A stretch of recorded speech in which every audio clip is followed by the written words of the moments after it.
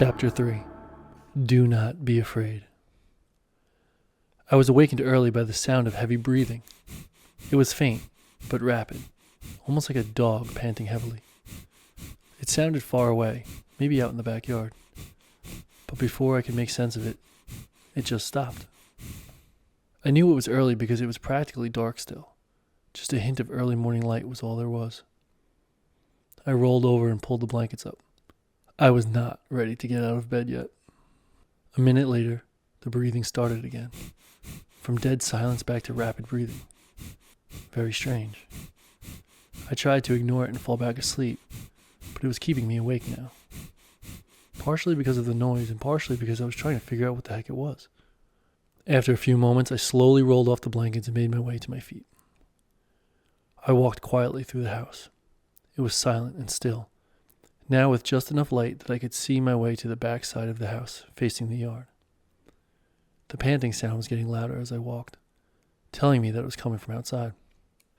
As I tiptoed my way out onto the deck, I saw Alakoa sitting down in the yard with his legs crossed, breathing rapidly and forcefully through his nose. I saw him take about 7 or 8 more breaths in just a few seconds before he stopped again, going completely silent. He sat perfectly still, like a statue, with his back to me and facing out toward the horizon. What seemed like dozens of different birds were starting to sing their morning songs in the jungle all around us.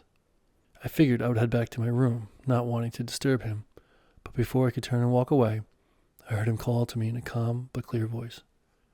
"You're welcome to join me." I was a bit taken aback for a second. How did he even hear me up here? Okay, I'm coming down," I replied. I walked down the stairs and out into the yard. As I approached him, he opened his eyes for a moment and greeted me with a smile. "Just follow along," he said in an inviting tone. "Okay, what are you doing? Some kind of breathing exercise?" I asked. "Yes, I'm doing a technique called the breath of fire.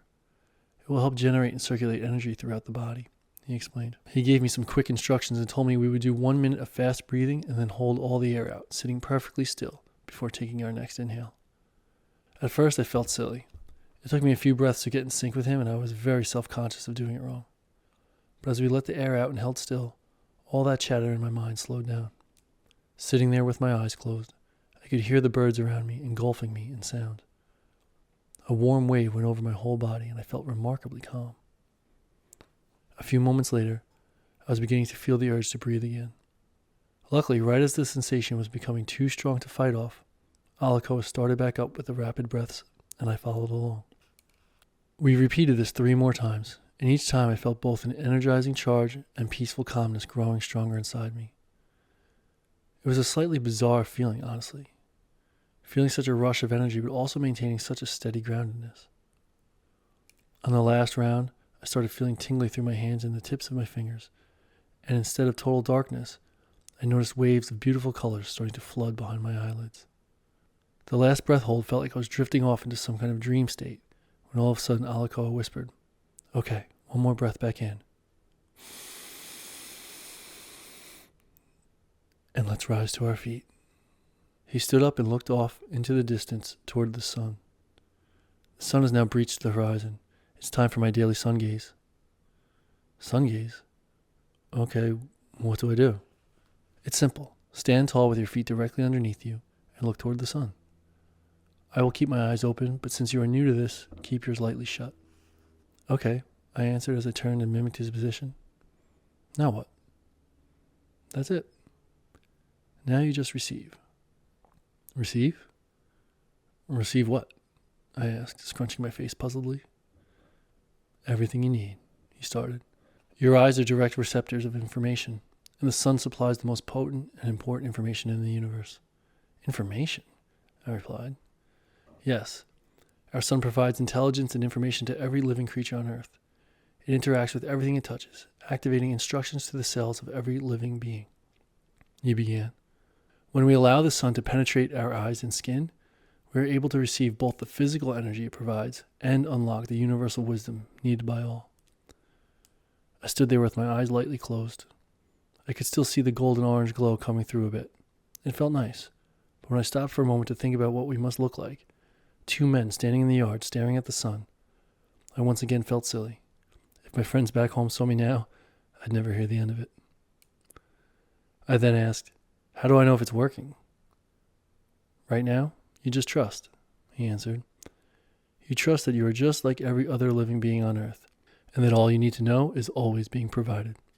Okay, I answered. I'll try. Eventually, as your practice deepens, you will begin to see and feel the changes in yourself. You'll begin to notice your body and mind behaving differently, and your knowledge will expand exponentially. Oh, sweet. Expanding knowledge. I like that. Maybe I'll try out for Jeopardy, I said jokingly. He laughed lightly but answered very quickly, not that kind of knowledge. This type of knowledge isn't about trivial facts, and it's definitely not just about your mental abilities.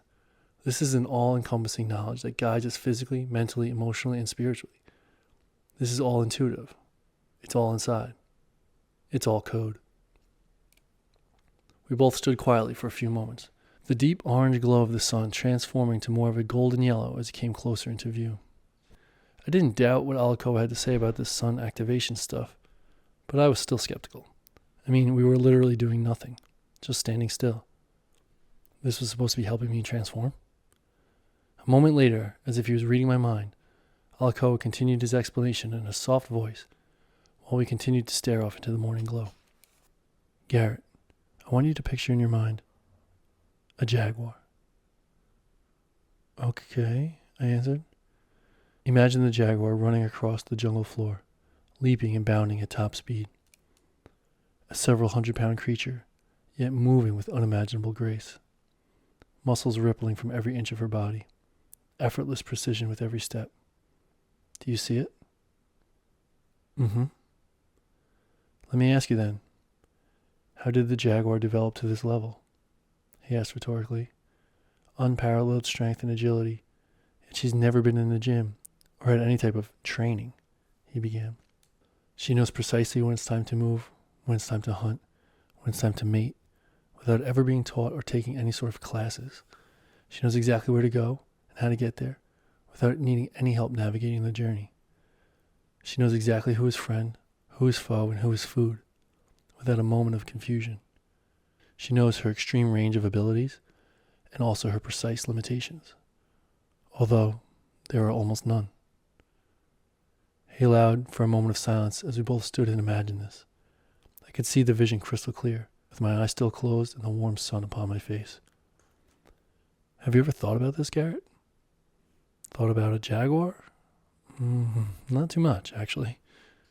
Not the jaguar specifically, but any animal, really. How do they know what they know? How can they do what they do? No schools, no books, no doctors, no scientists, no written information whatsoever. Every decision is made purely on instinct and intuition. Well, yeah, but humans are much more complex. It's not as straightforward for us, I responded. This may be true, but we are supposedly also more intelligent, right? So if every animal on Earth knows what to eat, how to obtain it, where to live, when to move, what to do when they are sick, how to reproduce, how to give birth, and how to raise their young without a single shred of instructions, should we not know these basics as well? Why would we be an exception to this? I continued to stare as I processed what Alakoa was saying. Like usual, he made good points, but I'm not exactly sure what I'm supposed to do with this information. Are you suggesting that as humans go back to living in the wild? I asked. Not necessarily, he stated, but I do know that a world of humans who knowingly eat food that poison themselves, stay up late into the night, and move their body as little as possible, will not survive. These humans are overriding their most basic primordial code, and the more they override their basic code, the more disconnected they become, preventing them from accessing the information they need for the more complex decisions. Do you understand? I think so. So you're basically saying that if we can't tap into the primordial code to help us navigate basic survival needs, we can't expect to tap into it for bigger societal needs. Bingo, he replied. If a child cannot do basic addition and subtraction, you wouldn't expect him to do too well with algebra, would you? I nodded in agreement. This is why you will start with the most foundational layers first, Garret. Eating, sleeping, moving, and thinking. Okay, that makes sense. I'm ready to go, I replied enthusiastically. Soon, You will be like Sister Jaguar. Complete oneness with nature and alignment with the code. No separation or hesitation between intuition and action. Total singularity. As he said this, the hairs on the back of my neck stood up. I was more than ready to learn. Okay, let's walk down to the river for a dip, Alakoa offered, and we started heading through the yard and into the jungle.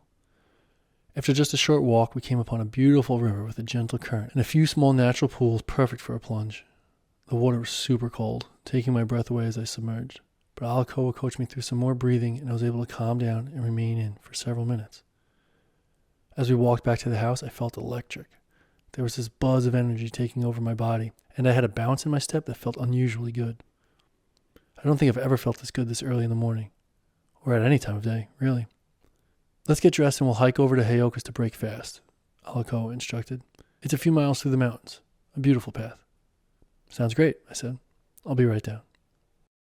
Hello, ladies and gentlemen. I'm Brian Costello, the author of the Primordial Code, and you probably recognize my voice as the narrator of Garret's chapters. And I know what you're thinking. What? Ads? Come on. The first 2 chapters didn't have ads. I know. You're right. They didn't. But the good news is this isn't really an ad, and the ones ahead aren't either. Instead, these brief, infrequent interruptions will be a chance for you to get some behind-the-scenes insights to the creation of the code, some story behind the story, if you will. You'll also get to know me a little bit more, and most importantly, you'll be in the know on all the latest happenings and offerings going on in Club Ocablo. What's Club Ocablo? Well, you'll have to keep listening to find out. And don't worry, there won't be too many interruptions and they won't be too long, but they will be valuable to those who truly feel called to quest for the code. I ask you to resist the urge to skip past them, and that request is not just for me, but for you too. Trust me on this one, and stay tuned. After a quick change of clothes, we headed out into the jungle on the same path we had taken to the river earlier. This time, we passed by the swimming hole and started making our way up a long, steady incline.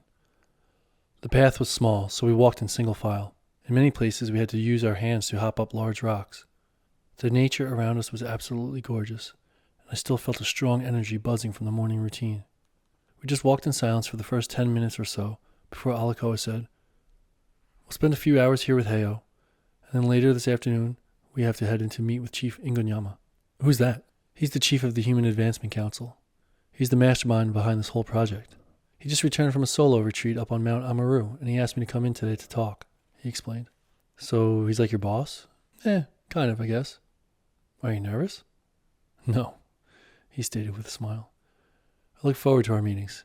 He's an amazing leader, and I always learn from him." "What do you think it's about?" I asked inquisitively. "I know whenever my boss, John, calls me in for a meeting, I get all worried and spend the day making up crazy stories in my head about why he's going to fire me." "I'm pretty sure I'm not getting fired," he stated with confidence. "But I do know he decided to take this retreat because he's been feeling unclear about the future of the project. I'm guessing he has some thoughts to share with me." As we walked and talked, my energy was suddenly starting to plummet. It seemed like the incline was never going to end, and every time we made another turn, it got steeper and steeper. I was trying to keep pace with Alakoa, and he wasn't hurrying, but he was so swift that I found myself struggling to keep up. Finally, I asked if we could rest for a moment. "Sure, let's sit," he answered cheerfully. I plopped down on a rock and tried to catch my breath. He dropped down into a deep squat position and just breathed gently through his nose as he looked off into the distance. It was like he hadn't done anything at all. I decided it was a good time to share some things I'd been thinking about. "So, I've been thinking," I started. "All this stuff you're teaching me about nature and alignment and health and everything. How long is it going to take me to learn it? I mean, it's super complex and almost foreign to me. Frankly, it seems complicated." "Complex? Yes. Complicated? No," he responded. "The nature of the universe and of the human being is incredibly complex and far beyond our comprehension. But what we need to know to survive and thrive, well, that's actually not complicated at all. I don't really understand. How could something so complex not be complicated?" He didn't answer right away, or move at all. He just sat, clearly thinking about his response. "Do you have an iPhone, Garret?" "Yes," I replied. "I haven't used it since I've been here, but I have one." "Do you understand how it works?" "Yeah, of course. I have to. I use it for everything." "Really? You understand how it works? He asked back in a mildly sarcastic tone of surprise. You're telling me you know how it does the things it does? How it downloads and operates apps? How it connects to Wi-Fi? How it stores thousands of pictures? How it sends messages and makes phone calls all over the world? Oh, you mean like that? No, I guess I really don't understand all that stuff. Or any of it, really. Would you agree that those aspects of the device are a bit too complex for your level of understanding? Yes, I would. I answered. I think I see where you're going. You don't really know how the text gets sent across the world, but you do know how to send and receive them. You don't really know how the phone works, but you know how to use it optimally, right? Yeah. So we can probably agree that an iPhone is a very complex machine, but it's not very complicated to use. 100%. He stood up out of his squat and tilted his head toward the path, signaling to start moving again. I got up off my rock and followed. Now, I don't have an iPhone, he continued as we walked, but based on what I know, I would go as far as to say that it's actually easy to use. True or false? True, I answered quickly. You see, this is why the iPhone has survived the longest and continues to reign supreme in the technology space. It's because the creator, Steve Jobs, understood that in order for it to survive, it had to be extremely simple to use, he explained. It's actually as simple as it can possibly be, while still being able to perform all of its necessary functions. We turned up another steep path with lots of small rocks, which looked like it may have been a dried up stream. If they wanted to make an iPhone for kids, it would be exactly the same. If they wanted to make an iPhone for seniors, it would be exactly the same. It can't possibly get any easier, right? I was already starting to get winded again. Now, as smart as Steve Jobs was, our creator happened to know a thing or two about this concept as well. He continued as I was starting to fall behind the pace. You see, if you needed to know all the inner workings of the hardware and software in order to use an iPhone, they would never have survived this long. And likewise, if humans needed to understand the inner workings of every aspect of the human body to survive, we would never have made it this far. Understand? I guess. I never really thought about it, I replied through heavy breathing. Can we sit again? Just for a second? Again, I plopped myself on a rock, and he dropped into a deep squat. This is where the modern world has gone wrong, he shared as we sat. Everyone has been convinced that their own body is too complicated for them to understand. Instead, they are told to outsource their health to the experts that do understand, and we turn our power over to them. And don't you dare try to say you know your own body better than the experts. He was clearly frustrated by this idea. So back to your question, how long will it take for you to learn? I cannot say for sure, but I will tell you it should not take long at all. We started hiking again, even though I was definitely not ready. See, all that you learn here you will be able to see for yourself and feel for yourself, he explained. I will not teach you anything that you cannot confirm or deny with your own eyes or your own experience. You will heal and grow the same way your ancestors did. Do you understand? I managed to squeeze out a yeah between gasps for air. After a few more steps, I mustered up the energy to ask one more question. So do you think we now know more than we did in the past? We are the most advanced humans who have ever existed. We have to be doing something, right? He stopped dead in his tracks and turned back toward me. The most advanced humans? The most advanced humans? He shook his head in disgust. I'm not even going to go there right now, but I will say this. Knowing more is not the same thing as understanding better.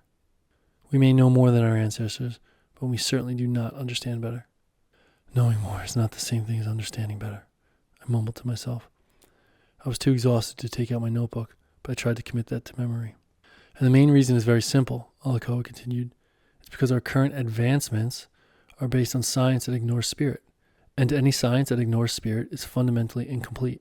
And when the science is incomplete, the only option is to resort to consensus to conclude their findings. Consensus? Yes, scientific consensus. Scientific consensus, what does that mean exactly? By definition, scientific consensus is just the most widely held belief by the experts in the field. But really, it's a weapon against truth. It's a strategy used to turn theories into facts without any hard proof, he began. It's actually like the opposite of real science, because you can make things factual without being able to scientifically prove it. He stopped for a moment and turned back toward me. It's like saying, we can't really prove it, but we all think it's true. And we are the experts. So if we all think it's true, it's now officially true. I said nothing. I was just trying to stay close enough to hear him. And once it's a fact, that's it. Done deal. No more opposing theories are welcome in the discussion. Anyone who doesn't agree can be censored or canceled or labeled a pseudoscientist. In most cases, any other theories, no matter how solid they are, will never be discussed in a professional forum ever again. I was too winded to answer. I was starting to fall further behind his pace. I was dripping sweat, my legs were burning, and my lungs felt like they might explode. "Can we take another quick break?" I blurted out as I dropped to the closest rock I could find, not even waiting for him to answer. "Sure, we can take as much time as you need," he responded. "Just tell me when you're ready." I sat there hoping we had to be close by now. This was feeling a lot more challenging than it probably should. As I sat and rested, I tried to remember the last time I really pushed my body physically, but I couldn't think of a single instance in the last year. I observed Alakoa for a moment as we sat. He was now in a low kneeling position on the ground, resting his arms on top of his knee with his head held high. He just stared off into the distance, mouth closed, breathing lightly through his nose, as calm as can be.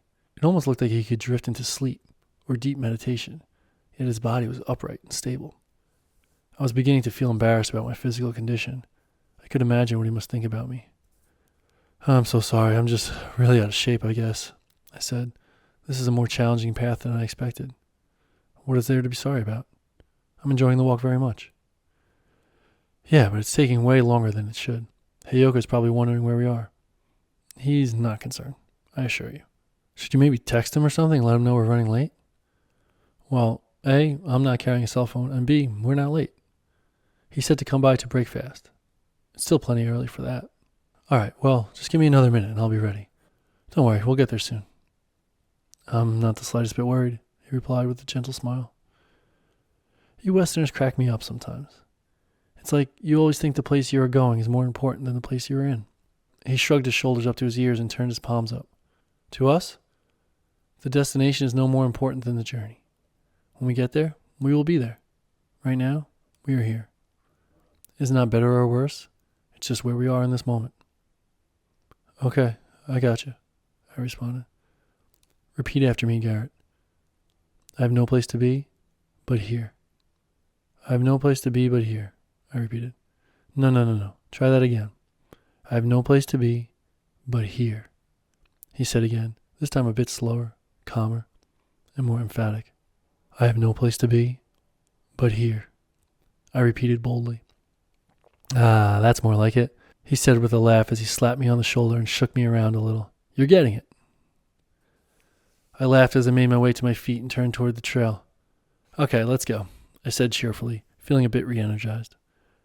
As we continued, the path began to flatten out a bit, and he informed me that we were only about 10 minutes away. I was very relieved to hear this. Then he asked a question I didn't really want to answer. "So when was the last time you exercised on a regular basis?"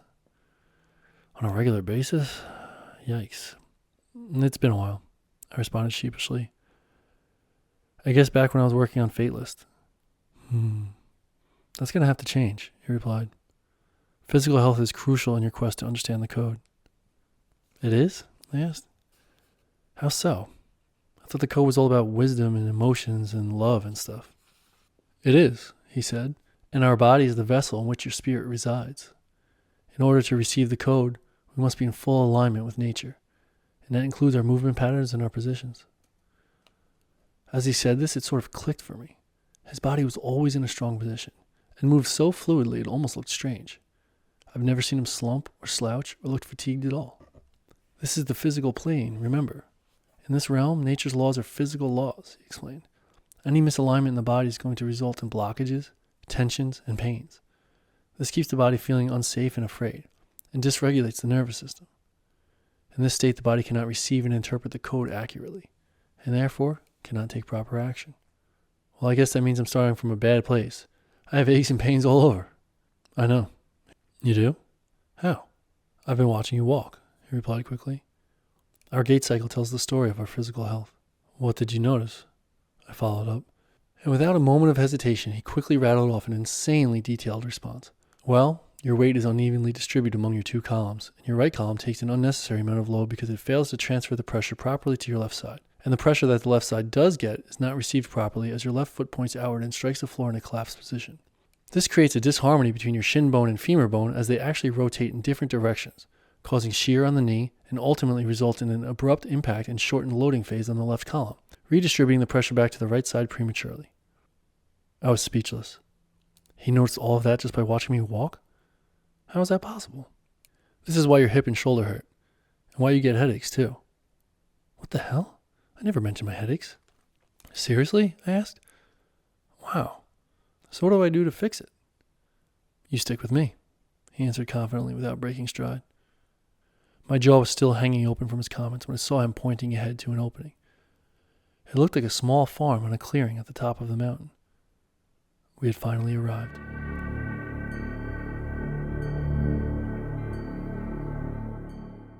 As we approached the house, I looked around and noticed all sorts of different plants being grown on the property. It was bursting with color and life. As we arrived at the edge of the property, Alakoa reached out and grabbed my arm as he whispered, "Just hang on a second." He pointed towards the far corner of the lot where I saw Heyokah standing perfectly still. We crouched out of the way, making sure not to disturb him. We watched him standing there for several minutes with his eyes closed. I don't know what he was doing, but he was completely still, like in a deep meditative state. He was a tall, wiry man who looked very fit. He had long black hair and was standing shirtless with khaki-colored linen pants. He also had several tattoos, but I couldn't make them out from this distance. Finally, he moved. He took something out of his mouth, held it up to the sky for a few moments, then knelt on the ground and buried it. Afterward, he stood up and dusted his hands off as he looked back and inspected the area where he was just standing. "Okay, I think he's done," Alakoa said. "Let's go say hello." As we walked through the rows of crops, I looked around in amazement. The growing area was not all that big, maybe a few hundred square feet, but every single inch was being utilized, and there was a wild assortment of fruits and vegetables growing from all directions. By the time we reached Heyokah, he had moved over near a shed where he was washing his hands with the hose. "Heyo!" Alakoa shouted as we walked up. "Koa, you made it," he replied. They greeted each other with a hug, and then Heyokah turned to give one to me. Now accustomed to the long hugs, I opened my arms and stepped toward him. However, Heyokah stopped me midway and repositioned my head to the left of his. As he did that, I recalled that all of my hugs so far had been left ear to left ear. I had forgotten because it felt a little unnatural. After he let go, I decided it was finally time to ask why. "Why do you guys always hug with your left ears next to each other? Is this some kind of secret technique?" Heyokah quickly turned and looked at Alakoa. "Dude, what's going on? Are you teaching this guy anything? He's been here for 2 days and he hasn't learned how to hug?" He shook his head with sarcastic disappointment as Alakoa chuckled. "He hasn't asked," was his reply. "See what happens, Garret? These big shots, they make their way to the top and then they just check out, you know?" Alakoa laughed even harder as Heyokah continued. "The position of the hug is very important, Garret, but it's not about the ears," he explained as he tapped his index finger on my chest. "It's about the heart. When we hug, we always hug heart to heart and hold it for at least 3 seconds, long enough for our energy fields to sync up. This allows us to connect more deeply on a metaphysical level." "Oh, okay, heart to heart. I get it now. Thank you," I responded. "No problem. Welcome to Okablaya. I'm Heyokah, and apparently I'll be helping you this week." Alakoa continued to laugh, obviously not taking the comments personally. It didn't take much for me to realize Heyokah was a jokester. As I took a closer look at him, I could see now that his tattoos were mostly geometric shapes and patterns, and they all seemed to be part of a main tattoo on his upper arm, a coyote wearing a Native American headdress. I don't know what it means, but clearly it's something important to him. He sat down on a bench and grabbed the hose again. This time he began rinsing his feet into a large bucket. "What were you doing when we got here?" I asked inquisitively. "I'm not sure. What was I doing?" He responded without taking his eyes off the hose water running over his dirty feet. "It looked like you were just standing in the middle of the garden, but then you took something out of your mouth and buried it." "Oh, wow. I didn't realize you weirdos were staring at me for so long," he replied as he began scrubbing his feet into the bucket of water. "I was planting seeds." "Planting seeds? Why were you standing still for so long? I thought maybe you were sun gazing." No, way too late in the day for that," he replied as he turned off the hose.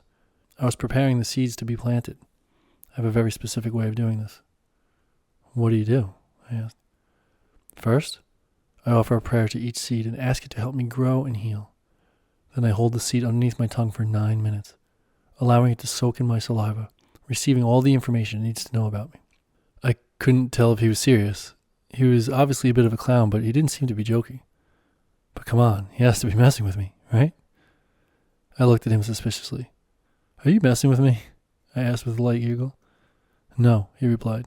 You watched me do it, no? The only thing Heyokah does not joke around about is his food, Alakoa chimed in.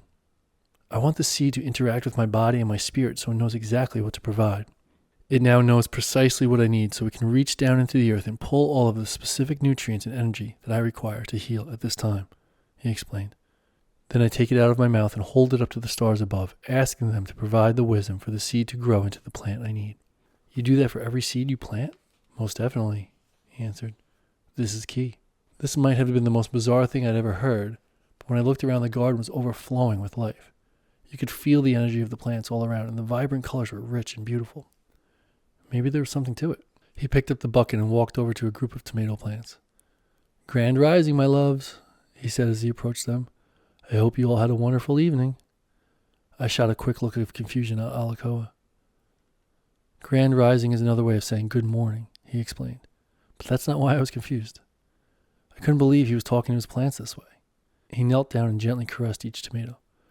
Time for your bath, he exclaimed as he began pouring the water from the bucket over and around them. Why are you doing that? I asked. Why am I watering my plants? He responded loudly. Please tell me you're kidding.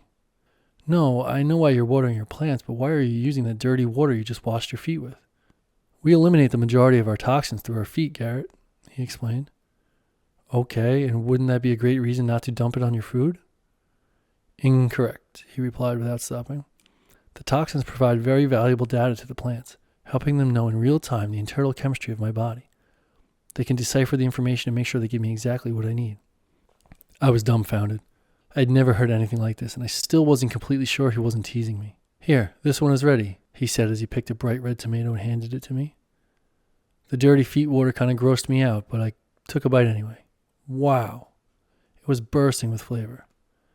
I'm not a big tomato guy at all, but this was delicious.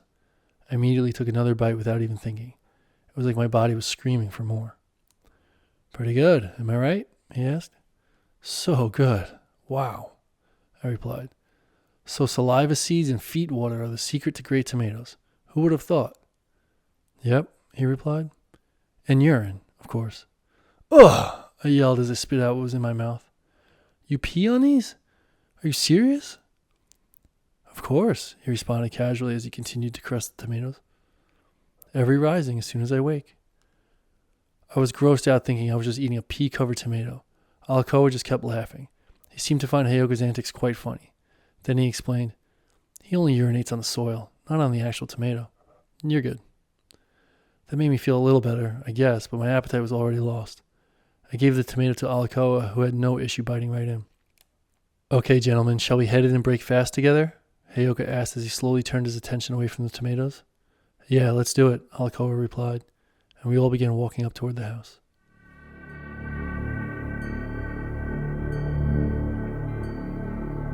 We walked up onto the back deck and into the house, which, like Alakoa's, was mostly open. Inside and outside, there was eccentric decor everywhere. It was a bit wild, but seemed fitting based on the few minutes of meeting him in the yard. There were obscure paintings, statues, and various lawn ornaments, mostly of animals and other elements of nature. In the center of his main living space was a large painting of a coyote, which was identical to the tattoo on his arm. There was a small pond in the house with trickling water, and like his garden, there were a bunch of brightly colored plants hanging and growing all around. The table was low to the floor and laid out with bowls of brightly colored and juicy fruits, many that I didn't even recognize. In the background, music played. I don't know what type of music it was exactly, but it was like super zen with chimes and harps or something. Looking at the table and feeling the energy of the room, this felt more like a ceremonial feast than a weekday breakfast. Wow, you really went all out for us, I said. This looks great. Thank you. You're very welcome, he replied. But today is no different than my usual ritual. Really? You go all out for breakfast like this every day? That's a lot of work. It's nothing compared to the work my body does for me, he responded. This is how I honor my body. This is how I give back. Breaking fast is a ceremonious moment in our day as we prepare the body to receive energy from Pachamama. Oh, break fast. Like breakfast. Now I get it, I said. Of course. What did you think the word meant? I don't know. I guess I never really thought about it, I responded. That's Garrett's catchphrase, Alakoa laughed. It's his response to just about everything. What the hell? Now Alakoa was busting my balls too? Words have meaning, Garret, and the word breakfast means to break fast. And this is a very sacred ritual, Heyokah answered. I usually just grab a bagel and a coffee from the deli on my way to the office, I said in a joking manner, although it was true. They didn't laugh. As we stood in front of the table, Heyokah reached out and joined hands with each of us. He invited Alakoa to give a blessing, and he recited the same blessing he gave before dinner last night. Then we sat down and started to fill our plates. I was now quite hungry after such an active morning and began scooping pineapple, mango, watermelon, and some other fruits onto my plate. As I did this, I realized my breakfast favorites were nowhere to be found. No bagels or muffins, no bacon, and most surprisingly of all, no coffee. Just fruit. So, you really like fruit, I see. Is this what you normally eat in the morning? I asked. Yes, I always eat a light breakfast, he replied. This is a light breakfast? I responded. There's enough food here to feed like 10 people. I don't mean light like that. I mean, I always eat light before breakfast. Do you understand what I mean? No. I eat light, as in sunlight, he explained. I always eat a sunlight-based breakfast. Sunlight-based? How is fruit sunlight-based? What do you think it's made of? I don't know. I stopped myself, but it was too late. They both laughed out loud. There it is, the catchphrase, Heyokah blurted out. No, seriously though, I said, laughing along embarrassingly. I thought fruit was just like water and seeds and something else. I felt silly. I really had never thought about what fruit was made out of. And yes, that something else is sunlight, he replied. The seed, which is of the earth, bears the most delicious fruit, needing only water, fertile soil, and sunlight to grow. It consists only of these things, but the alchemy of the interaction gives us the most abundant food in the physical dimension. You mean gives us? No, I mean gifts us. Just like I said, he replied. We are gifted and blessed with the energy directly from the source, the highest vibrational frequency to nourish our body, mind, and spirit. An offering of love. No favors asked in return. As I listened, I bit into a piece of pineapple that was so delicious I probably would have fallen over had I not already been sitting on the floor. Blessed is the fruit of thy womb, he said as he watched me chewing my pineapple in a state of pure bliss. This is why we say fruitful abundance, you see? This is abundance eating. What do you mean abundance eating? This food, see, it's not just food. This is information from the source. It tells our body a lot of important things. Tells our body things? What do you mean? I asked. The food brings important intelligence. For example, as I eat this mango, my body is learning about the state of my environment. The fact that this mango is available to me tells my body there's plenty of sunlight, rainfall, and fertile soil.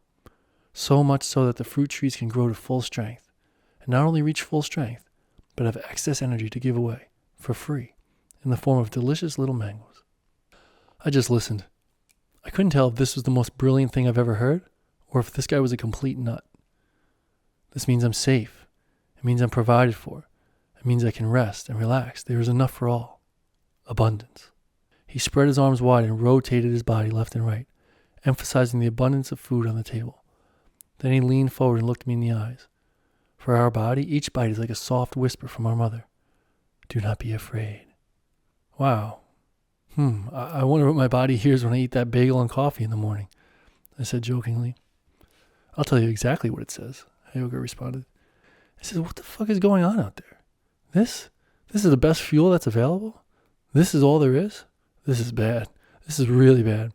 I better be on high alert, ready to run or fight or kill. If there's no real food available, I may die. I stopped eating for a moment and just sat, thinking about whether this could be true. Then Alakoa chimed in.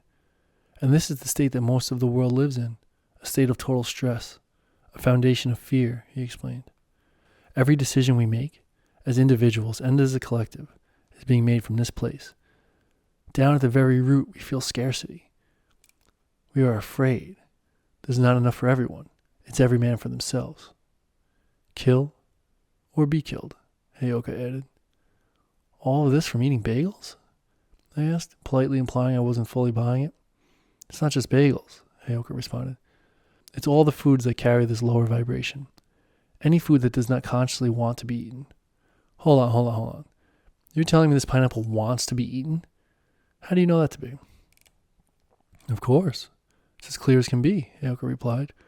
Forget what you think you know and just observe. It's all right there for you to see. He opened the palm of his hand and waved it over the bowls of fruit, inviting me to look more closely. I stared at the display of fruits, and it was exactly the same as it was a minute ago, but I was now seeing it a bit different. The vibrance of colors, the way the light shimmered off the surface, showcasing the juicy flavors, even the smell. It was like I was being seduced. If I wanted to be eaten, you know what I would do? They began. I would make sure I appeal to all of your senses. I would be brightly colored, as bright as can be, and design myself to be easily spotted from far away. I would reflect the highest vibrational light spectrums, stimulating your visual field and giving you no choice but to admire my beauty. Then I would make sure I could be easily reached, harvested, and of course, eaten, with little to no preparation and no need for tools other than the ones you were born with. He turned his hands in and out and looked up and down his arms as he said this, demonstrating his arms as the only tools he needs. But it might not be enough to just see me and reach me, so I would make sure to do the most important thing of all, taste delicious. I would be unbelievably sweet, because you see, sweetness is beauty in the form of taste. There's nothing more stimulating and enjoyable to the palate than the taste of Mother Nature's nectar. And the fuel I would provide would be the purest and most abundant fuel possibly available. I would openly give all of my life force to you, all of my energy to you. I would be gentle and soft on your body, asking for virtually no extra work to digest me and make use of my precious gifts. No stress on the system, Alakoa added. Okay, this conversation was getting really weird really fast.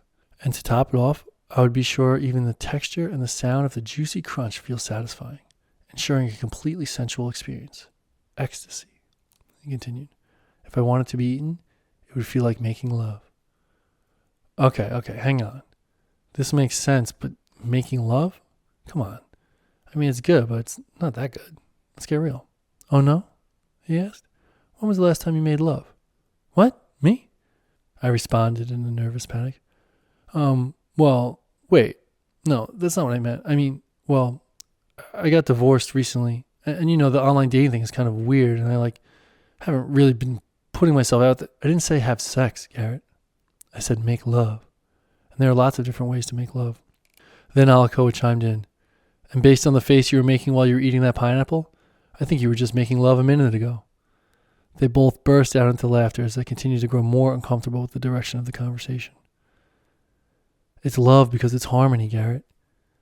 You just felt it a minute ago, Heyokah began. It's a beautiful exchange of energy that stimulates all the senses and lights the soul. There is no winner or loser. There is no victim. I give myself to you fully and willingly. I provide you with all that you need. This is the divine cycle of infinite love. And as long as you hold up your end of the bargain, we reproduce and create more life together. What's my end of the bargain? I asked. All you have to do is poop, he answered. I burst out laughing. Poop? That's it? Yes, poop. You know, take a shit. Yeah, I know what poop means. Okay, well, that's all you have to do. Just go poop. Okay, why? I asked as I shook my head and laughed. When you poop onto the earth, it replants my seeds in a nice fertilized package, ready to produce offspring and share Mother Nature's endless love with the rest of her children. Ah, okay, I see now. The circle of life, I responded humorously. But really, nothing is being asked.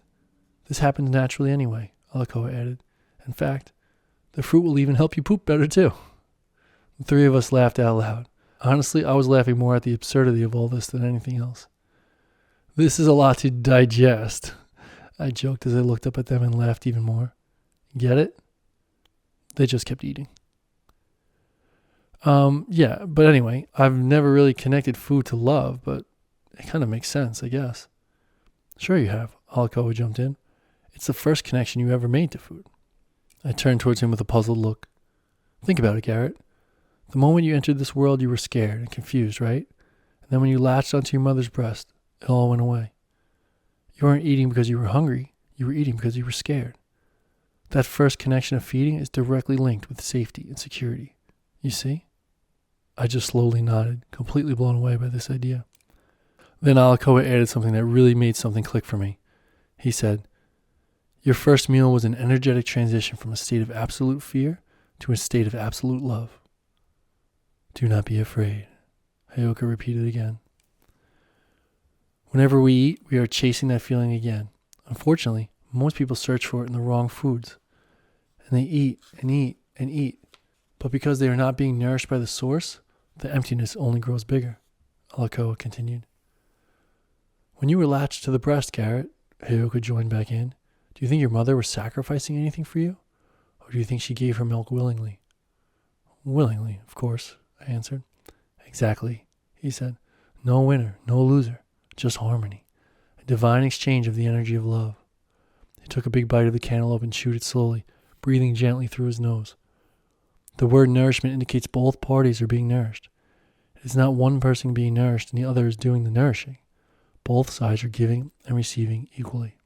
Like good sex, Alakoa added on, both sides are giving and receiving equally. Pure harmony. Total oneness. Complete singularity. Heyokah jumped back in. When mom feeds baby, she does not suffer.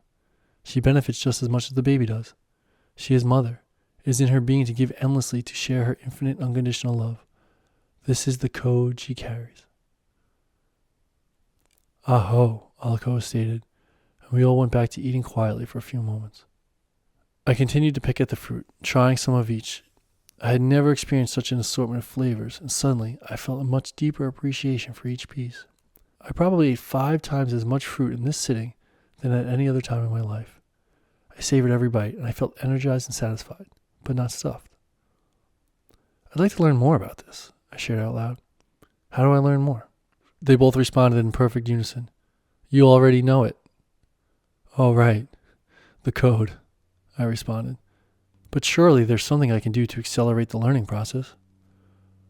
Well, if you end up in shift school, you will take my nutritional law class, Heyokah replied. This will help you tremendously. Wait, you're a part of the project also? I asked. Yes, of course. You didn't know this? He shot a look at Alakoa. Dude, have you told this guy anything? What did you do all day yesterday? Alakoa laughed. Sorry, it didn't come up. It didn't come up, he repeated as he shook his head in disappointment. Then he turned to me. But let me guess. Mr. Big Shot had plenty of time to tell you all about his documentaries, right? Yeah, he did tell me about those, I replied with a laugh, finally not the one on the wrong side of the jokes. Of course. Everybody has to know about the documentaries and how successful they are and how popular he is now, he stated in a sarcastic tone. We all had a good laugh. I was happy to see how their friendship had balance. They were both so wise and so serious about their work, yet still kept it light with typical male ball busting. As we finished up and helped clean up, I felt incredibly energized and upbeat. Then Alakoa said something that instantly brought me back to reality. Okay, we better start walking back. I stopped dead in my tracks. Shit, I forgot about the walk, I said. Heyokah and Alakoa glanced at each other. I'll give you a ride, Heyokah announced. Exactly the words I wanted to hear. We jumped in the car and headed back.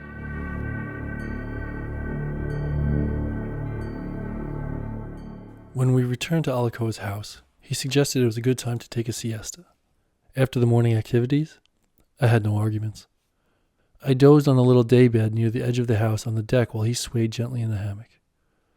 I had probably only slept about 20 minutes when I heard him walking around the house, getting ready to leave.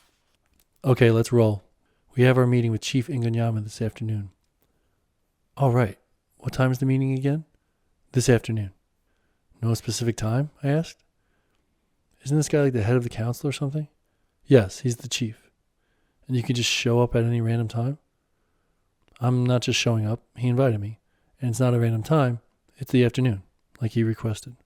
It was hard for me to imagine someone of such high importance not having a more rigid schedule.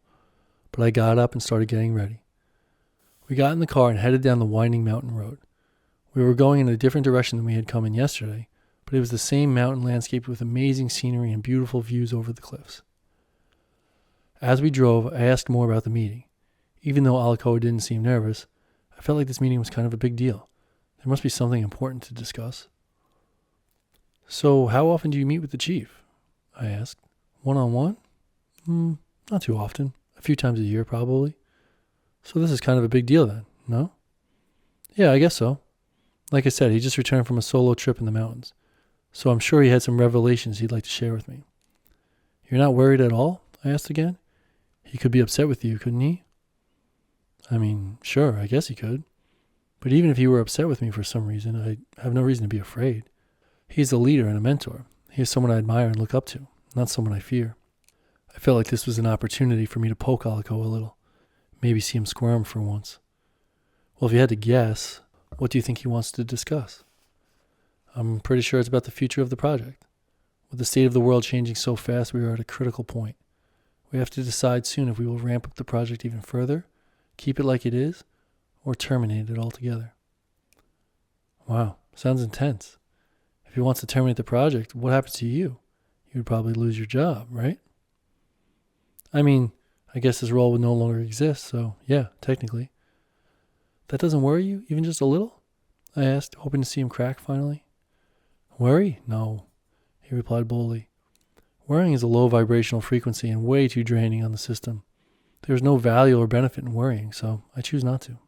He slowed down the car and pulled off on a dirt path that went directly into the woods. He kept driving slowly down an unpaved road. If I lose my position, I trust there is something else the world needs from me that is more important than this, and I will let spirit guide me toward that instead. What the hell? This guy is not human. Can't he just be stressed about the meeting like a normal person? We came to a clearing at the end of the path that overlooked a valley down below. He parked the car and suggested we hop out for a second to take a look. As we walked to the edge of the cliff, my jaw dropped open and I became speechless. As I looked out, I could not believe what I saw. We were standing at the base of an enormous horseshoe-shaped valley, and a few miles in the distance I could see the ocean with the glimmer of sun dancing off the surface.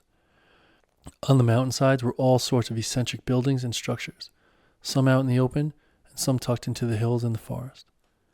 They didn't have any high-rise buildings. Instead, they sprawled up and down the face of the mountain, wrapping the entire horseshoe. The layout was spectacular. They seemed to be made mostly of natural materials, but had a unique modern urban touch, an artistic vibe, in a way. Running down the mountain were winding roads, almost like veins carved into the forest. Each one led down to the same place, a giant open circle that was beautifully landscaped and full of people walking about. It kind of resembled a park. In the center of the open circle stood huge statues. I couldn't see them completely from the distance, but I could tell they were very large and had a kind of Aztec style to them, like large totem poles or something. There were hundreds of people walking the streets in the center of the valley. It was extremely lively, but not overcrowded like a typical city.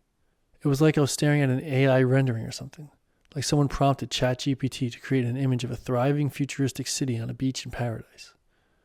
What is this place? I asked in amazement. Equilibrium, he responded. Really? I thought Equilibrium was a health center. I was picturing like a medical building.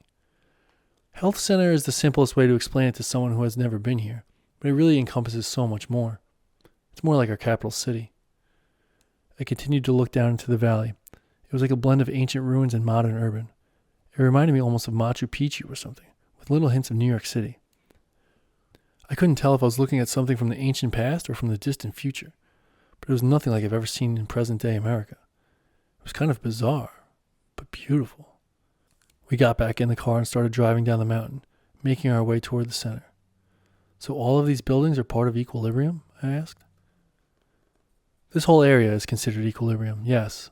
Everything that exists here is in alignment with the sole purpose of maintaining or restoring balance. There are offerings for individual people, for relationships, for community, for businesses, for everything. Anything that can be knocked out of balance comes here to find it again. I stared out the window over the cliffs in amazement as we drove. With every new detail, I gained even more appreciation for the intention that was put into its creation. It was breathtaking. However, he continued, all of the activity is centered on individual health and freedom because, well, you get it by now. So it's like Washington, D.C., but all about health instead of politics, I said as it was becoming clear to me. Yeah, basically. This is like the equivalent of our politics, I guess. Health and freedom. This is where our brightest minds and biggest hearts come together. This is work of the highest regard, he said proudly. Wow, this feels like some kind of alternate reality, like an opposite but parallel universe, I said in awe. You could say that, yeah. Like us, when you look at DC, you see a city of people who are operating a program together.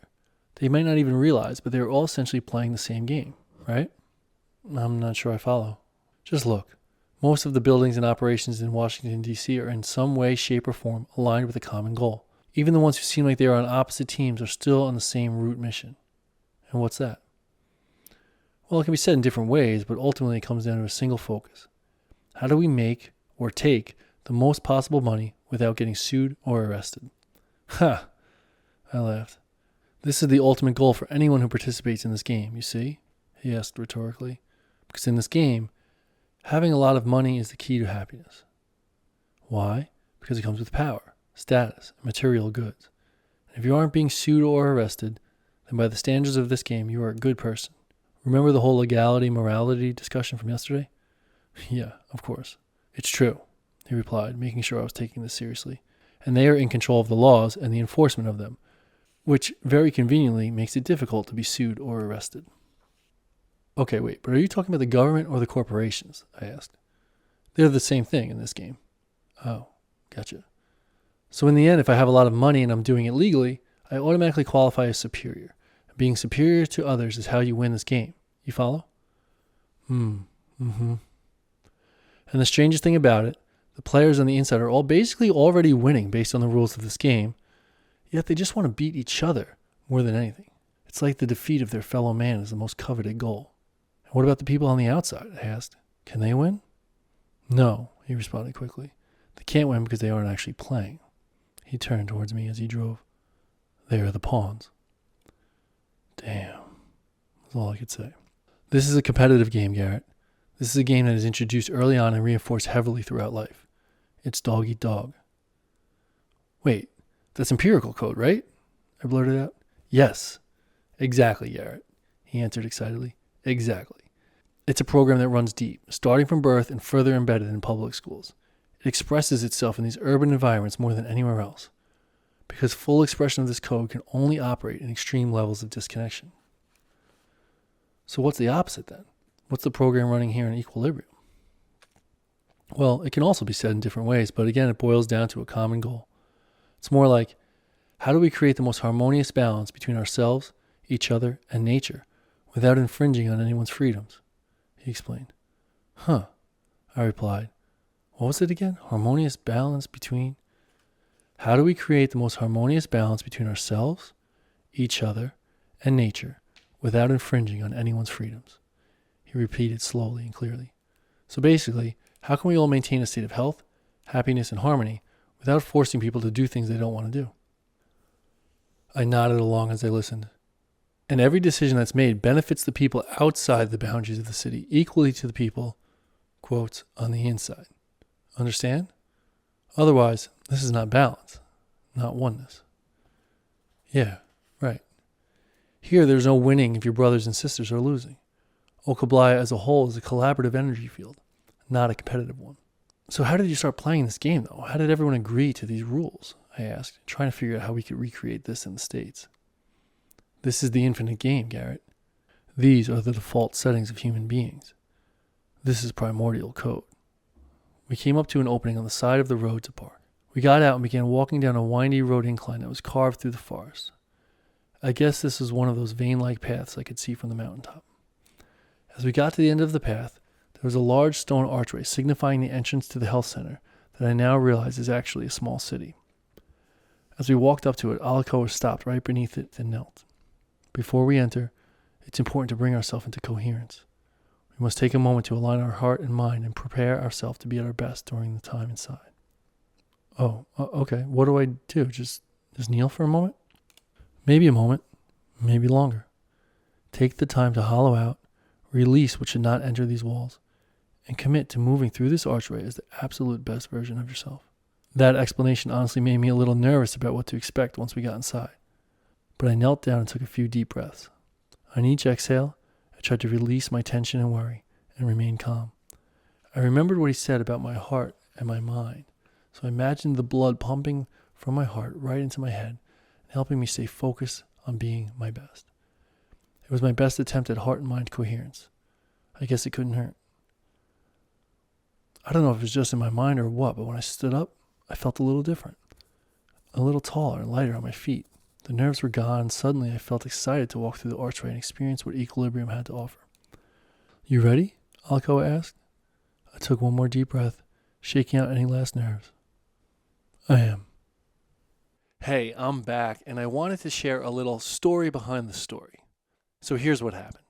In January of 2023, I packed up my family and moved to Costa Rica with no real plan except to explore a new lifestyle and write this story that was now screaming to be written. Obviously, getting to that point is its own story, but we'll have to wait for another day for that one.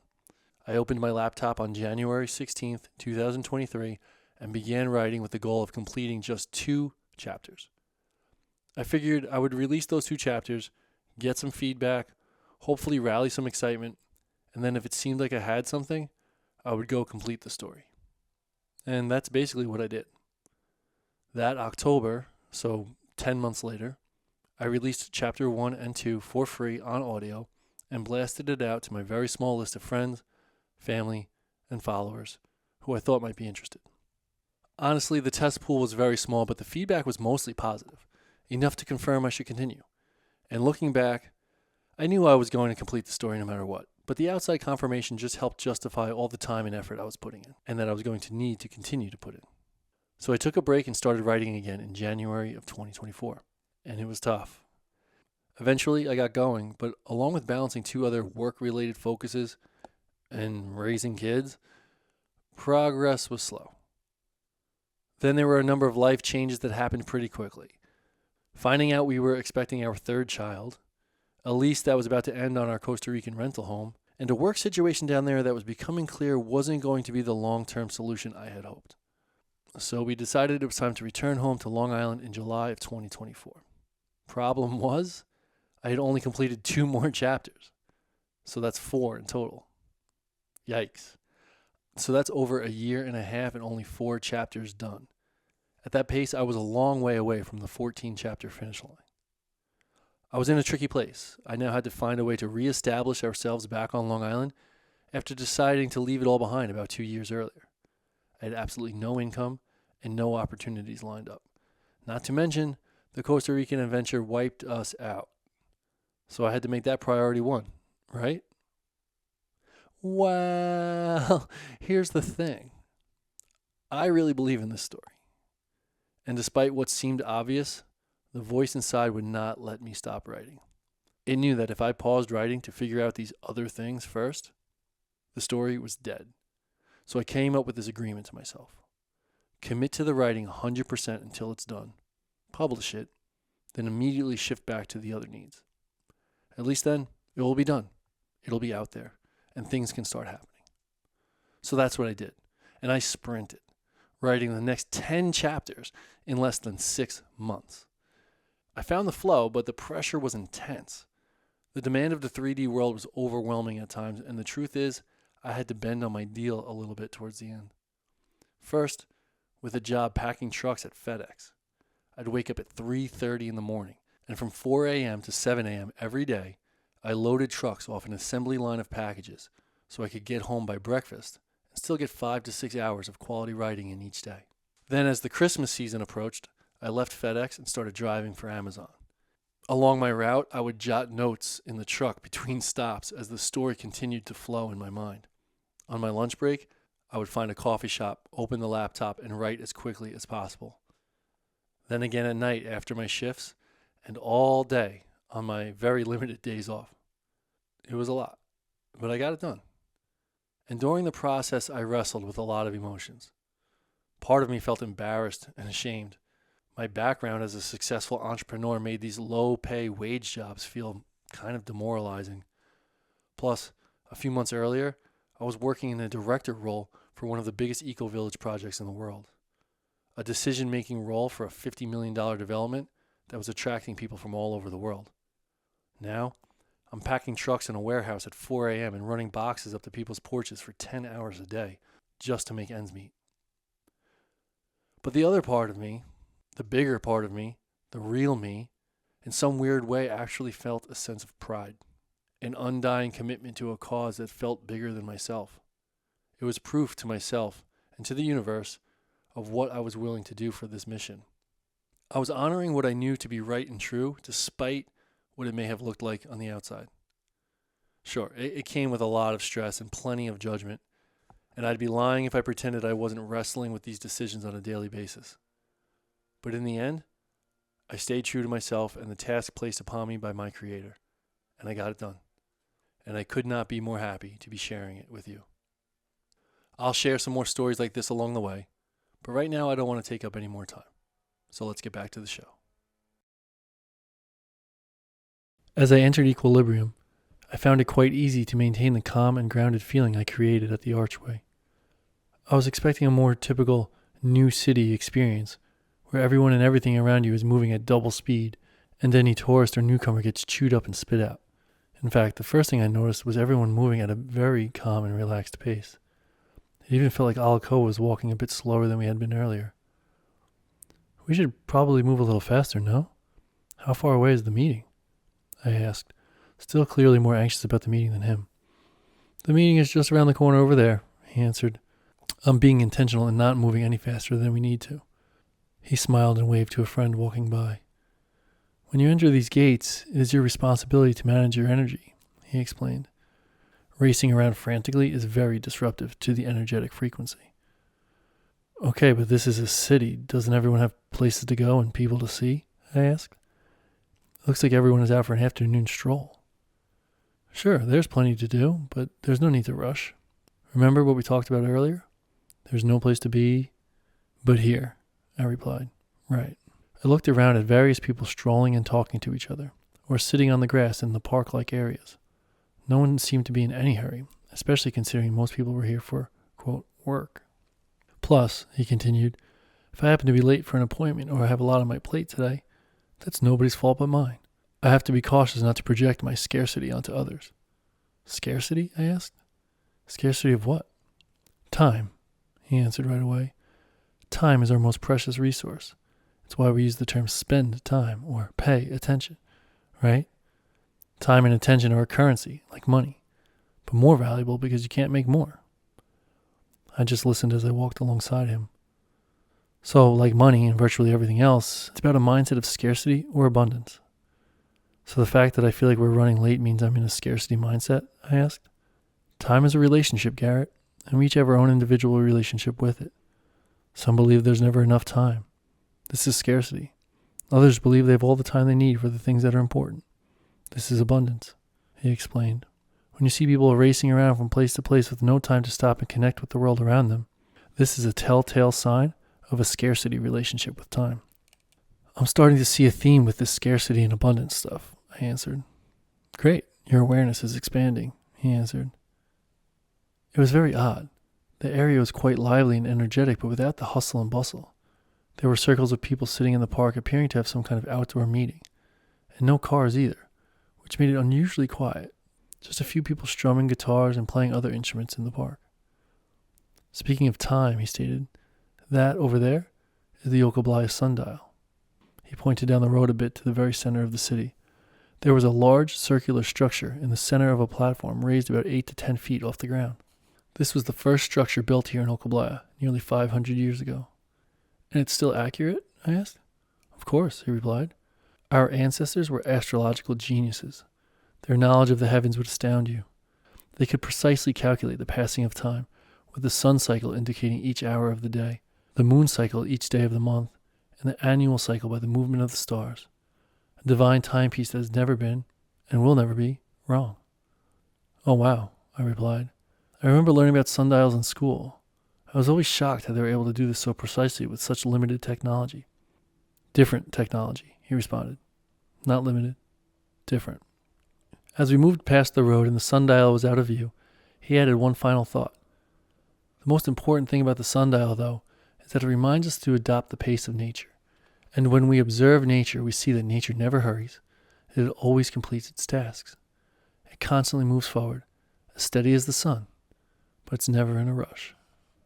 This time I was prepared. I grabbed my notebook out of my bag and started scribbling down what he had just said. Nature never hurries, but always completes its tasks, I whispered to myself as I wrote. It's important to note that there's no minute hand and definitely no second hand on the sundial. This is symbolic of the energy of equilibrium. The micro approach of the minute hand and the second hand automatically places us in a scarcity state. Ah, gotcha. That's why we went to Heyokah's after rising, and this meeting was scheduled for the afternoon. Aside from organizing larger group events or sometimes specific business interactions, schedules more precise than this cause more harm than good in the long run. We walked into a landscaped park-like area. A man sat underneath a tree and waved us over as we approached. This must have been him. We walked up and sat right in front of him. As I tried to get comfortable on the floor, I realized my legs and back were already sore from the morning walk.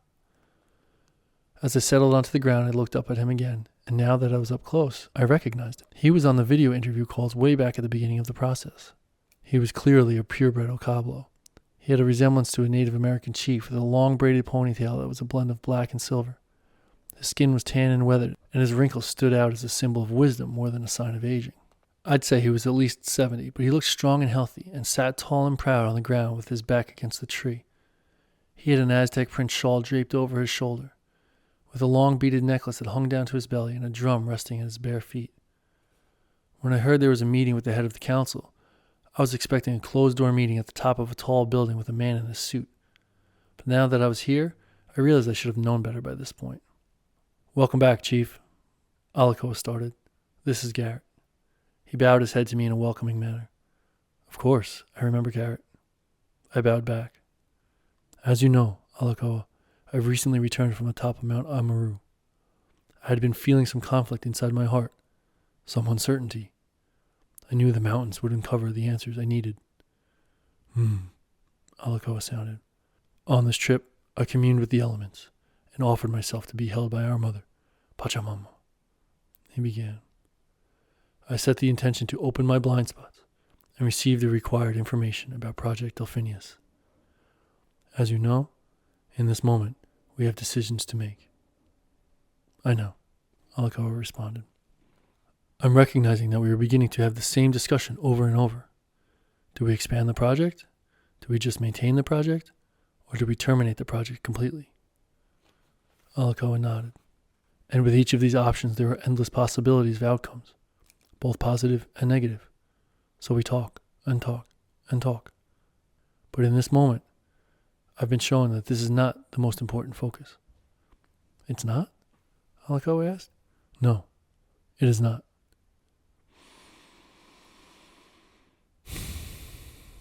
He took a breath and looked off into the distance. "As you know, the world is at a pivotal moment, and with the political temperature rising in the United States, we need to be prepared for anything." "Like what?" I interrupted. They both turned their heads toward me quickly, surprised that I had actually spoken. "Anything," he began. "War, possibly. Another pandemic, possibly. Assassination attempts, weaponized weather, fake alien invasions. It could be a number of things like this." "Fake alien invasion?" I asked surprisingly. Alakoa shot me a look, signaling me to stop talking. "Okay, so what is the most important focus?" Alakoa asked, steering the conversation back on track. Again, Chief Ingonyama looked off into the distance, very calm. "During my time on the mountain, I was visited by the dolphin spirit," he began. "I was shown a crystal clear vision of the dolphin in its habitat, gliding effortlessly in the flow of Mother Ocean, completely immersed in the sacred waters below." I glanced over at Alakoa. He was listening intently. "The spirit not only showed me the image of this dolphin, it pulled up a memory from when I was a young child, the first time I had ever seen a dolphin." He closed his eyes as he shared the memory. "I was on a boat with my grandfather, just a short distance off the shore, when our boat became surrounded by a pod of these beautiful mammals. It was in this moment, as they rose up and took deep puffs of air, that my grandfather showed me the way of this being." He made an up and down waving motion with his arm, like a fish swimming by. "My grandfather explained to me how the dolphin brings harmony between two worlds, the land and the sea. It lives in the sea, but it breathes the air, and the rhythm and cadence of its breath plays a primordial song," he explained. "They are creatures of balance. They are magical beings." I remembered him sharing that part during the interview process when he explained to me the name of the project, the balance and harmony between two worlds.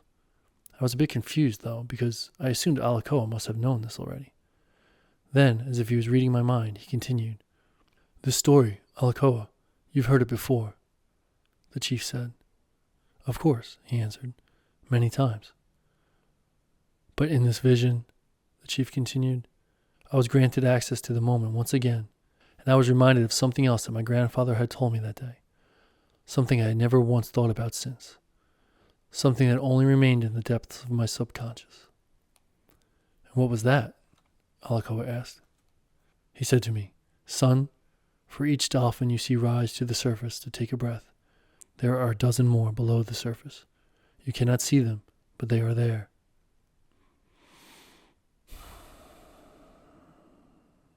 He let a long breath out of his nose and opened his eyes. He looked at us both, but did not speak. I felt like there was some kind of powerful symbolism to that image, but I could not put the pieces together to what it actually meant.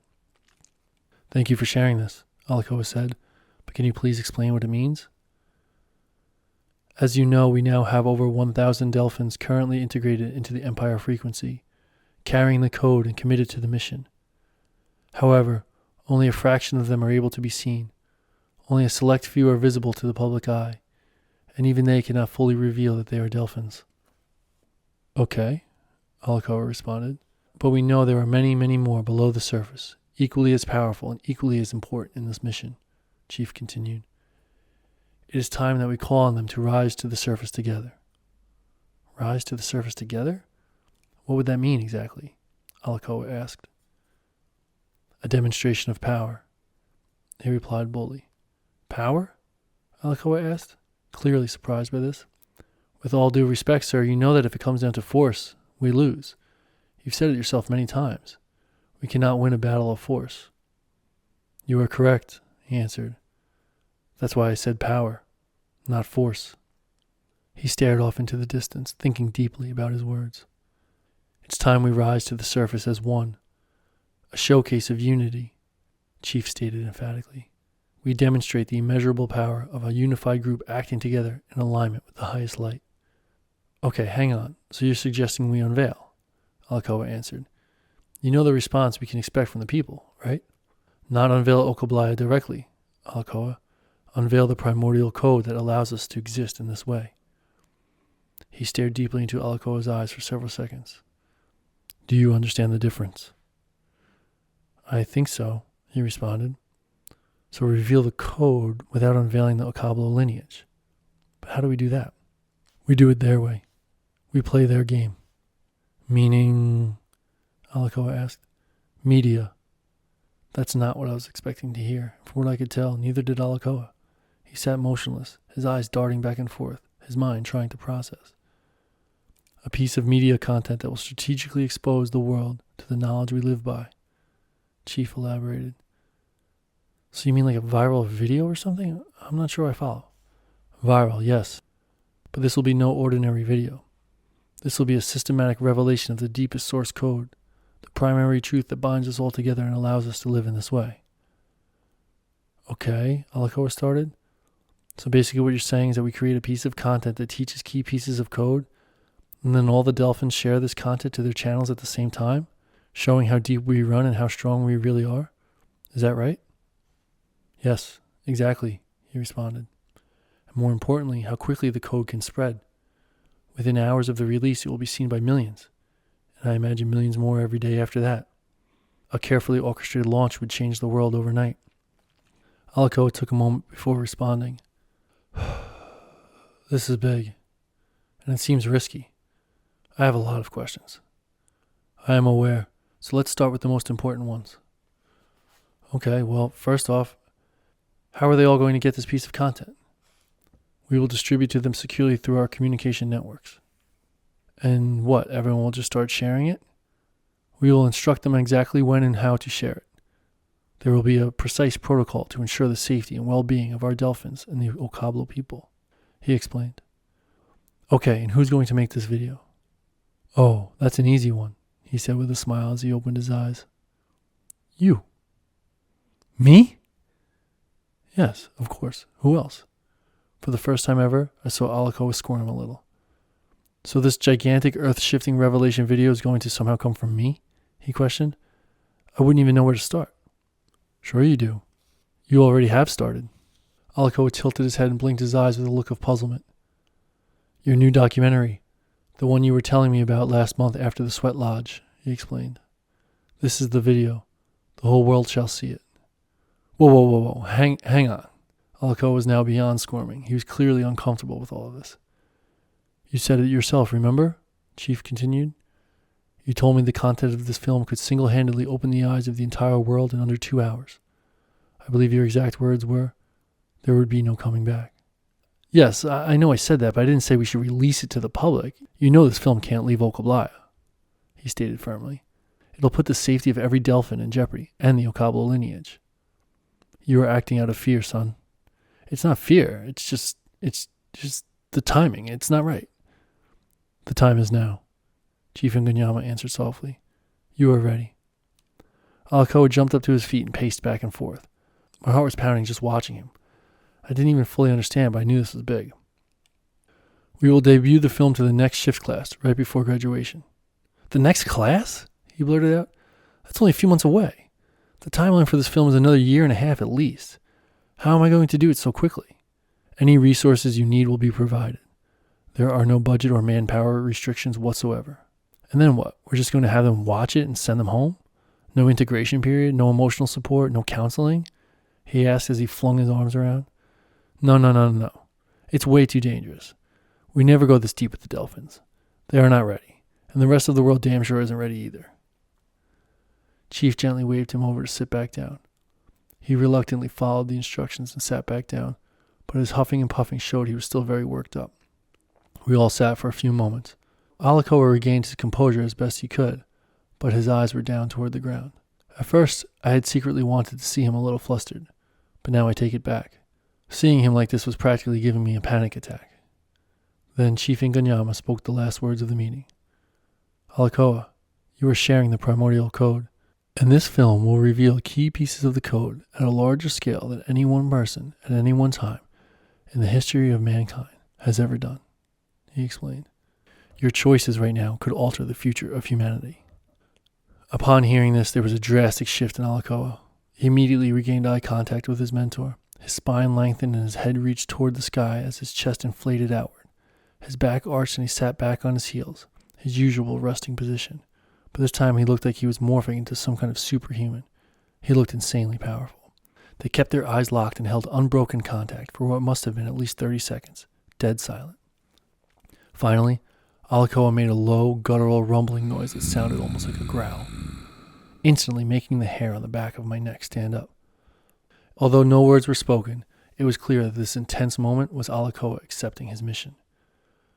All you need will be provided, from above, from below, from without, and from within. You know this, he stated as he stared into Alakoa's unblinking eyes. Do not be afraid. Alakoa then bowed to him the same way he did upon entering. I followed, and we both slowly stood up and walked away.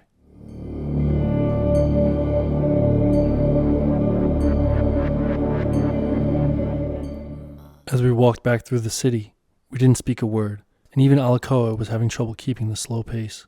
When we got to the car, I was afraid to speak, and I knew for damn sure it wasn't a good time for an I told you so. I could tell he was in deep thought. I'm not even sure he remembered I was there. I just sat quietly the entire way home. When we got inside the house, I finally broke the silence. Are you all right? I asked. Yes, he responded quickly. I just have a lot on my mind all of a sudden. I guess you were right about the meeting, he said with a tiny hint of a smile. I chuckled. I just had a feeling something big was coming. Yeah, really big. Why don't I cook something for dinner so you can go think about all this a little more, I offered. That's nice of you, but that's not necessary. I'm done thinking about it for now. Thinking at this point is not helpful, he explained. I'm too emotionally charged. This is not a time for thinking. So what are you going to do? Right now, it's important for me to bring my emotions into balance, to release the need to know the answers and steady my state. Once I am here, I can receive what's needed. So how do you do that? It's simple. We'll just hang out, be present, eat some good food, and enjoy each other's company. After dinner, we'll play some music, maybe sing a little, and then, of course, get a good night's sleep. Are you serious? You just found out you're going to spearhead a secret operation that could alter the future of human civilization. And you're going to hang out and sing? Yeah, that's right, he responded casually. This is very important. Anything else would be irresponsible of me. I just shook my head in disbelief.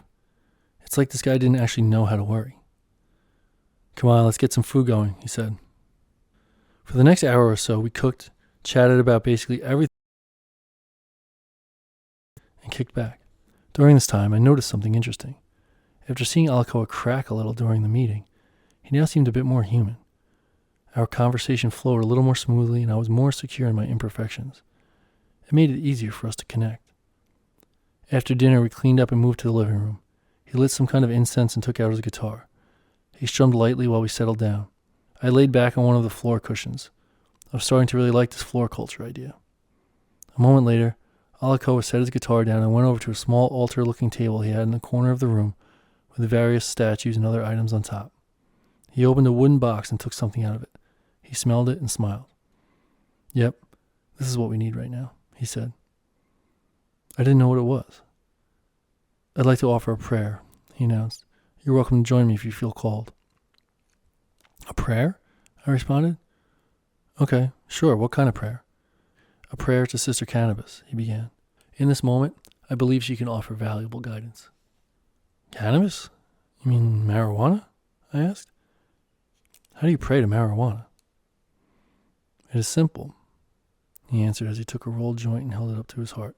"First, I hold the medicine to my chest, and I ask her to help me open my heart wide, dissolving the walls that stand in between me and my truest self. Then, I hold it up to my lips, asking her to help me speak my most sincere truth. And finally, I hold it up to my third eye, and I ask her to show me the way forward and through, closer and closer to the highest light." I watched in bewilderment. I never saw someone talk about weed like this. "Then," he continued, "I light the end and commune with her, allowing her to enter my lungs in sacred exchange." "So you're basically just smoking weed?" I asked. "No," he replied firmly. "I'm offering a prayer." "Okay," I said with a small hint of laughter. "And you think that makes a difference?" "I know it does." He lit the end and took a puff. He held it in for a moment, his eyes closed, and he slowly let it out through his nose and mouth. He passed it to me and asked if I was interested. I don't smoke marijuana very often at all, maybe once or twice a year at a concert or something. But I figured this prayer idea was worth a shot. "Hey, why not? This might help me tune out the stress from today's events," I said with a light laugh. No, this ritual is not to tune out, Garret. This is to help you tune in," he said as he gave me a look that told me to take this seriously. "This is a medicine. It's sacred." "Okay, got it." I went through the 3 stages of heart, lips, and forehead. Then I took a small puff, passed it back to Alakoa, who took another one. Then he passed it back to me for one more small one. For the next few minutes, neither of us spoke. We just sat. I felt my body relaxing, and a lighter mood filled the room. Alakoa picked up his guitar and began playing. I laid back as he played and sang. He was really jamming out. I didn't recognize any of the songs, but they were catchy and beautiful. Even without knowing the words, I was able to join in a little, humming and singing along. Between tunes, I asked him what they were, and he explained to me that they were called kirtan, which are like Sanskrit songs. Sanskrit is the oldest known language. It is ancient, and these songs have been sung more than any other songs in the history of man, he explained. They are not just songs, they are powerful prayers. We continued to jam out for a while, renewing our prayers to Sister Cannabis every so often. He also mixed in a few more well-known songs, Jack Johnson, Bob Marley, things like that. Then, to my surprise, he started playing a guitar chord I knew very well. I let it play out for just a moment to be sure. Then I finally interrupted. Wait. This is an Abysmal Charisma song," I blurted out. "Yeah," he said with a laugh. "You know them?" "Do I know them?" "Of course. They're one of my all-time favorite bands. I grew up on these guys," I responded. "The real question is, how do you know them?" He didn't answer. He just smiled and kept playing. We belted out the whole song. At the end, I asked, okay, how the hell do you know Abysmal Charisma? There's no way their music is popular in Okablaya. They're a pop-punk band. Most of their music is about parties and girls and stuff. Their old stuff, anyway. "Come with me," he said as he stood up and waved to me to follow him to his room. As we entered, he walked into his closet and started rummaging around. I stood in the room and looked around. It was a very simple room, but there was one piece of art that could not be ignored. It was a large tapestry of a shamanic-looking jaguar face, green with geometrical patterns and waves of light beaming out of its forehead. It stopped me in my tracks and sent a shot of electricity up and down my body. I felt the dark, black eyes piercing my soul.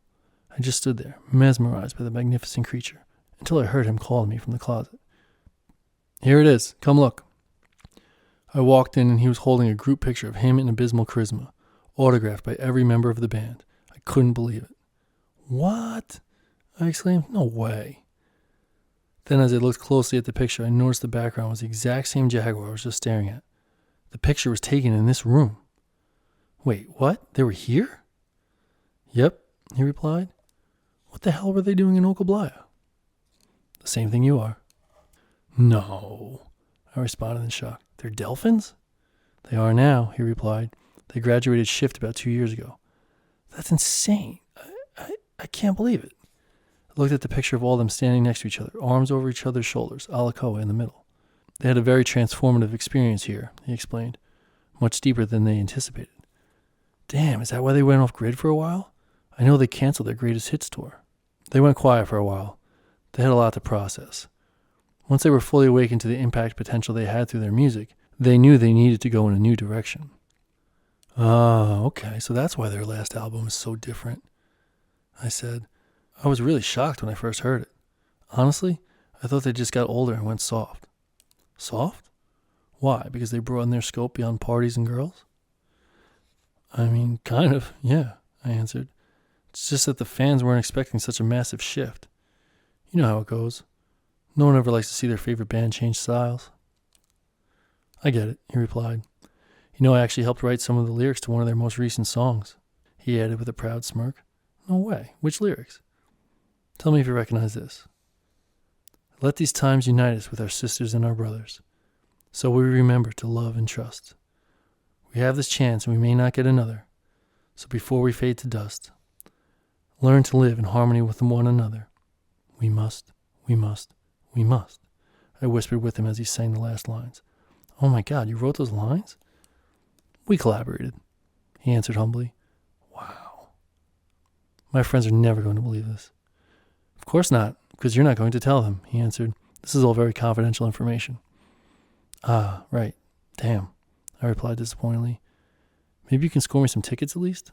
I'll see what I can do. He put the picture back and we started to leave the room. I stopped at the door and asked, what's the deal with the jaguar anyway? This tapestry is kind of intense. This is Sina. She hangs on my wall and reminds me of my path. She keeps me focused. What do you mean, your path? For me, jaguar symbolizes my inner king, not by ruling over others, but by maintaining full mastery over myself. Jaguar is a symbol of self-mastery and impeccability. How so? I asked. He paused for several seconds, staring at the artwork.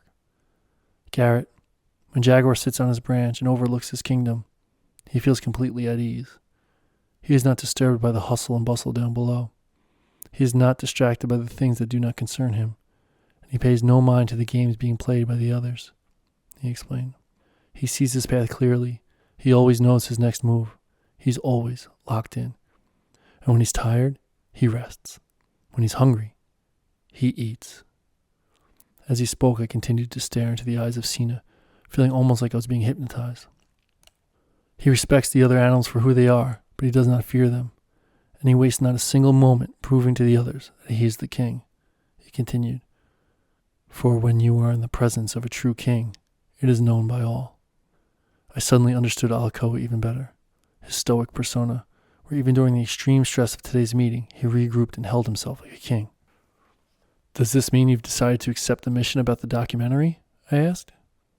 There's no decision to be made, he responded quickly. I'm being called forward to act in my highest power. I'm putting all of my knowledge and skills towards a mission that could save humanity. There is no option. Sure there is, I replied quickly.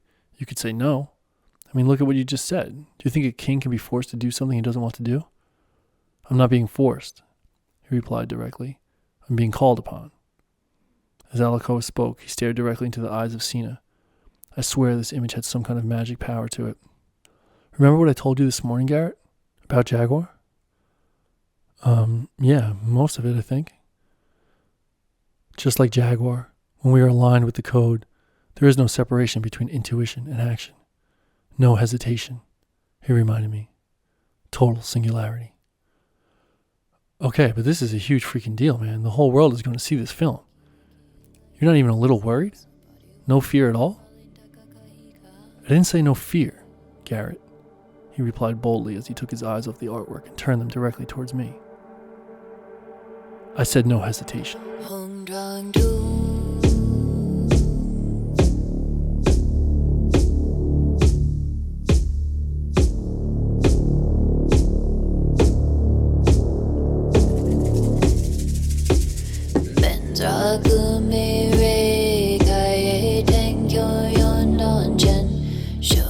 Sadak ni sadak ma ge bugin chen ko che na du tse chor tor te she la gyao kong kun son tun dong bao